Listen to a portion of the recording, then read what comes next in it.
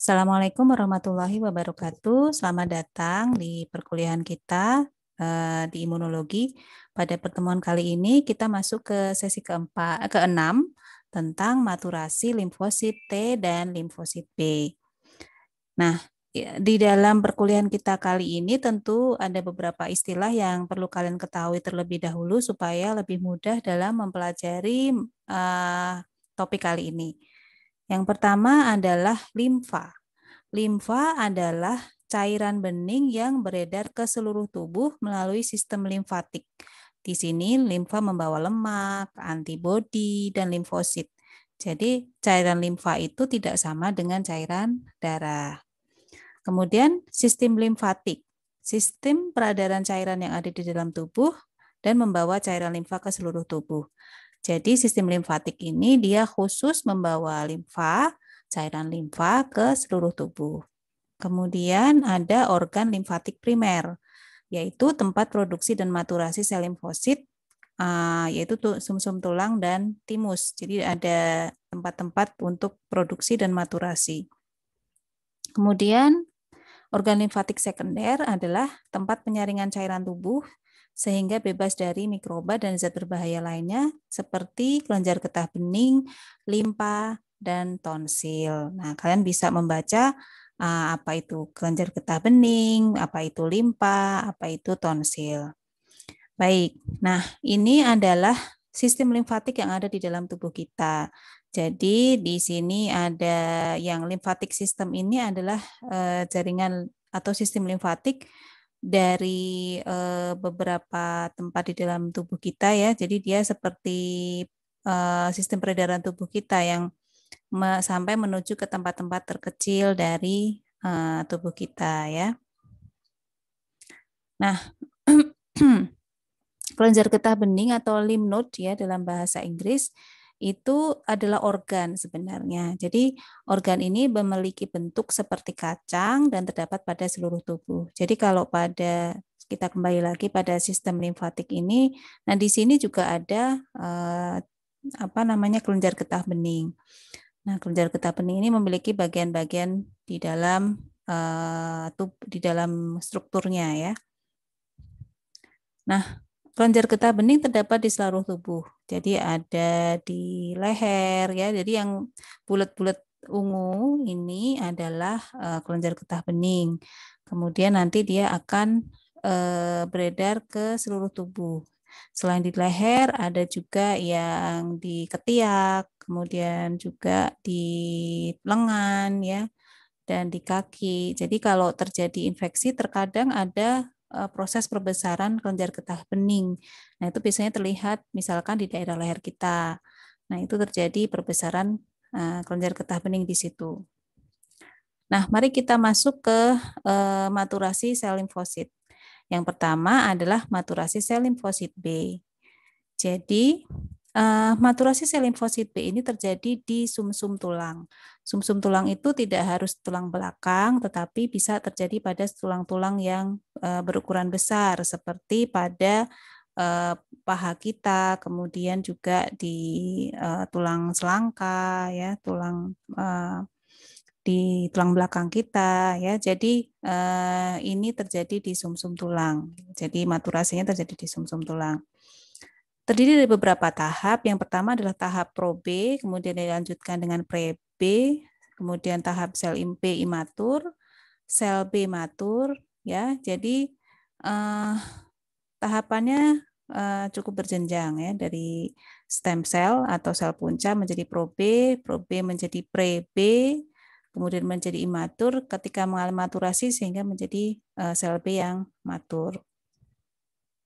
Nah, tahap sel pro-B di sini adalah tahap pertama diferensiasi dari sel punca di sumsum tulang menjadi sel limfosit B. Dan pada proses ini, sel B belum menghasilkan imunoglobulin.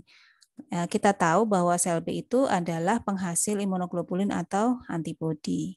Nah, pada sel ini, sel pro-B ini terdapat penanda permukaan sel namanya CD19 dan CD10. Nah, pada proses ini karena harus diproduksi dalam jumlah banyak, maka pada tahap sel pro-B ini akan banyak sekali terjadi pembelahan sel. Kemudian dari pro B dilanjutkan menjadi sel pre B, sel pre B ya. Di sini mulai terdapat ekspresi molekul imunoglobulin yang masih sederhana dan penanda permukaan selnya berubah dari tadinya CD19 menjadi CD43. Kemudian mulai terjadi rekombinasi gen-gen imunoglobulin. Jadi kalian kemarin sempat belajar ya mengenai struktur dari imunoglobulin, kan ada 5 kelas ya. Ada imunoglobulin A, kemudian imunoglobulin A, kemudian imunoglobulin M, D, dan sebagainya. Nah, itu bisa terjadi rekombinasi gen-gen penghasil imunoglobulin itu yang akan menghasilkan daerah FAB yang bisa disesuaikan dengan antigennya. Jadi karena antigen itu bermacam-macam, maka daerah FAB yang dihasilkan oleh antibodi juga harus bermacam-macam. Oleh karena itu, rekombinasi itu penting, rekombinasi gen-gen yang menghasilkan antibodi. Kemudian setelah dari sel pre-B menjadi sel B imatur. Di sini juga terjadi perbanyakan sel. Penanda permukaan CD43 menghilang dari permukaan sel, tetapi mulai ada imunoglobulin M yang terdapat pada membran sel. Nah, proses rekombinasi gen imunoglobulin juga terus berlanjut pada tahap ini. Nah, yang penting dari tahap ini adalah proses seleksi yang terjadi, yaitu proses seleksi negatif. Di sini proses seleksi negatif itu adalah suatu proses seleksi sebelum sel limfosit B siap melawan patogen. Nah, proses seleksi negatif ini terjadi apabila sel imun atau sel B ini dapat mengenali protein tubuh atau self antigen sebagai molekul asing, maka akan terjadi apoptosis. Artinya begini, jika sel limfosit B yang siap untuk menjadi matur ini masih dapat mengenali protein tubuh kita sendiri sebagai sesuatu yang asing, maka sel B tadi akan mengalami apoptosis atau tidak mengalami maturasi lebih lanjut. Karena kalau dia mengalami maturasi lebih lanjut, kemudian dia beredar di peredaran tubuh kita, maka sel imun tersebut justru akan melawan kita sendiri karena dia mengenali protein tubuh kita sebagai protein asing. Ya, jadi kalau di sini contohnya adalah sel B yang menghasilkan imunoglobulin M, kemudian dia mengenali self antigen sebagai sesuatu yang asing, maka dia akan mengalami apoptosis. Kemudian ketika terjadi seleksi negatif sel B, hasilnya apabila sel B tidak lolos seleksi negatif, maka dilakukan proses editing reseptor. Jadi kalau tidak bisa atau dia mengenali self antigen sebagai protein yang asing, maka dia bisa mengalami editing reseptor sehingga akan mengalami maturasi lebih lanjut. Kemudian apabila terdapat sel B yang memiliki afinitas yang sangat rendah dengan protein tubuh, maka sel B akan menjadi sel B anergi, artinya tidak bisa mengalami maturasi lebih lanjut dan tidak dapat diaktifkan oleh antigen. Nah, setelah lolos dari seleksi negatif, maka sel B akan menjadi matur. Nah, sel B imatur ini yang tadi sudah lolos dari seleksi negatif akan bergerak keluar dari sumsum tulang ke organ limfatik sekunder. Jadi kalian sudah tahu tadi organ limfatik sekunder ada beberapa ya. Nah, setelah itu sel B imatur ini mengalami ekspresi lagi di permukaan selnya menjadi imunoglobulin M dan imunoglobulin D. Jadi mulai matur di sini dan akan berikatan dengan antigen dan mengalami aktivasi sehingga imunoglobulin M-nya dapat dilepaskan dari sel. Nah, aktivasi ini mengakibatkan sel B akan menjadi sel plasma yang mensekresikan antibodi. Jadi imunoglobulin yang tadinya ada di permukaan sel kemudian dilepaskan sehingga sel B-nya berubah matur menjadi namanya sel plasma. Ya, jadi ini adalah kesimpulan dari proses maturasi sel B. Jadi di dalam sumsum tulang kita, misalkan pada tulang lengan kita ya ada sumsum tulang yang fungsinya menghasilkan sel-sel punca, di mana sel-sel punca ini kemudian menghasilkan atau mengalami diferensiasi menjadi sel B. Di dalam sum tulang juga terjadi maturasi, terjadi seleksi dulu, seleksi negatif dari sel B. Kemudian jika dia sudah sudah imatur ya, pada proses imatur dia akan masuk ke jaringan limfoid sekunder, sehingga di sini dia akan mengenali antigen. Nah, setelah mengenali antigen, dia akan mengalami proses aktivasi menjadi sel plasma, menghasilkan antibodi, dan juga ada produksi sel memori di sini. Ya, jadi dari sumsum tulang ke jaringan limfoid sekunder untuk menjadi sel-sel B yang matur.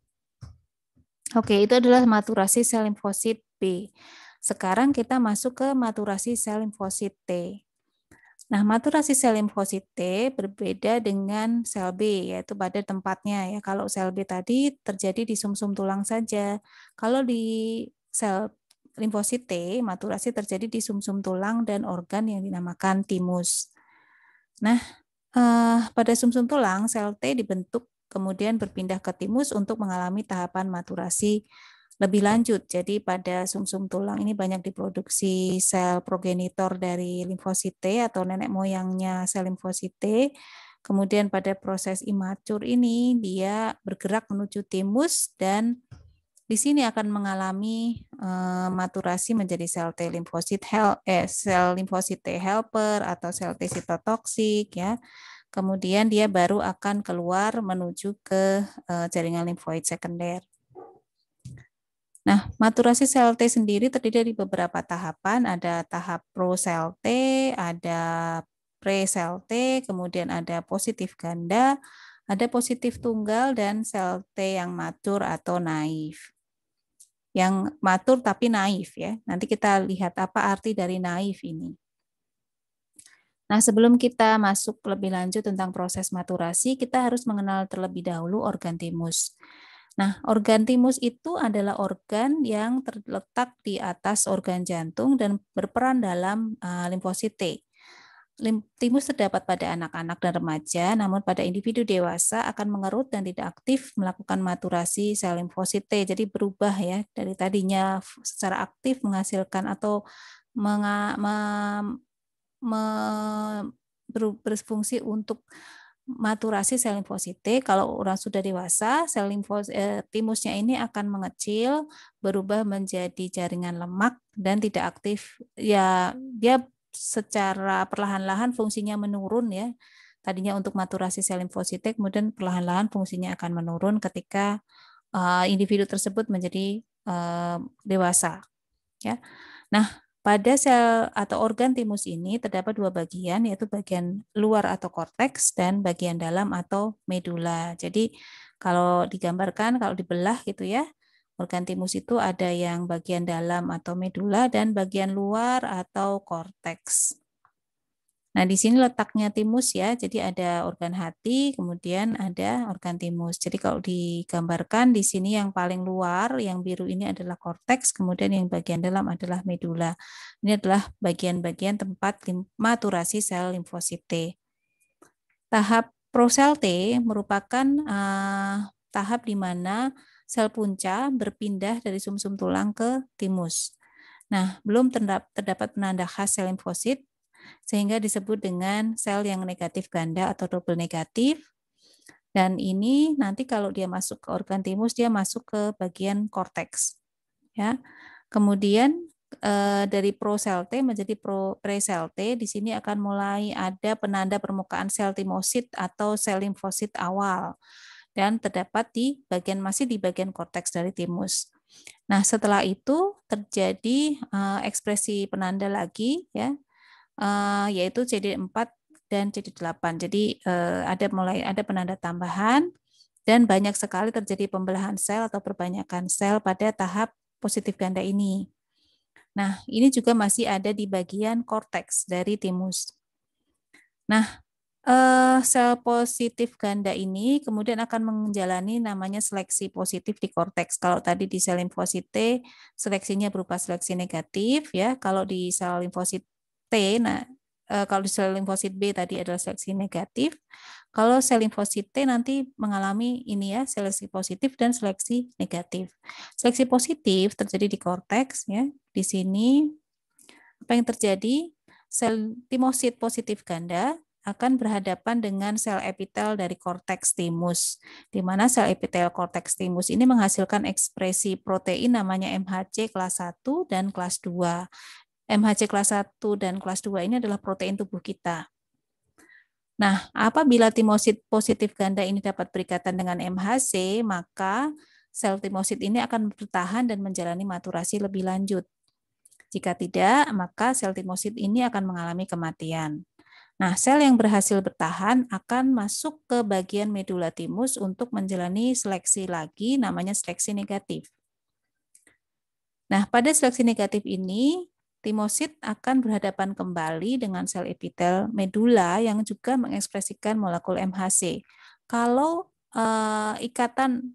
terjadi ikatan antara sel timosit dengan molekul MHC, kemudian ikatannya itu terlalu kuat atau memiliki afinitas yang tinggi terhadap molekul MHC, maka akan mengalami apoptosis. Ya, si sel timositnya itu akan mengalami apoptosis. Kemudian kalau afinitasnya tidak terlalu tinggi, maka dia akan mengalami proses maturasi lebih lanjut. Nah, tahapan maturasi selanjutnya adalah tahap positif tunggal. Nah, pada tahap ini sel positif ganda yang lolos seleksi positif dan negatif akan menjadi positif tunggal, di mana sel ini hanya akan mengekspresikan salah satu penanda saja, yaitu sel CD4 atau CD8. Apakah akan menjadi sel T limfosit, sel limfosit T CD4 atau sel limfosit T CD8, atau akan menjadi sel limfosit T helper atau sel sitotoksik ya. Jadi hanya salah satu, jadi tidak ada yang memiliki kedua penanda tersebut atau tidak ada sel limfosit yang menjadi sel limfosit T helper dan limfosit sitotoksik sekaligus, nggak ada ya. Jadi salah satu. Kemudian tahap positif tunggal ini membuat sel timosit ini siap dikeluarkan dari timus menuju jaringan limfoid sekunder untuk dapat berhadapan dengan antigen ya. Nah, setelah itu sel limfosit T keluar dari timus, kemudian masuk ke jaringan limfoid sekunder, tetapi belum mengenal antigen. Oleh karena itu, sel ini dinamakan sel T naif, jadi belum mengenal antigen. Apabila sudah berikatan dengan antigen, maka dinamakan sel T yang matur, ya, karena dia akan mengenal adanya antigen, ya. Kemudian setelah itu sel T akan mengalami aktivasi, ya. Jadi ini adalah kesimpulan dari maturasi sel limfosit T. Pertama akan diproduksi di sumsum tulang, kemudian bermigrasi ke timus. Nah, pada organ timus, sel limfosit T akan mengalami seleksi positif dan seleksi negatif. Kemudian dia bawa ke jaringan limfoid sekunder ya, dia keluar dari timus menuju ke sel atau jaringan limfoid sekunder. Di sini dia akan berhadapan dengan antigen, kemudian mengalami maturasi menjadi sel T yang aktif ya. Demikian perkuliahan kita kali ini. Apabila ada yang perlu ditanyakan, silakan bertanya di e-learning maupun di perkuliahan kita yang sinkronus. Wassalamualaikum warahmatullahi wabarakatuh.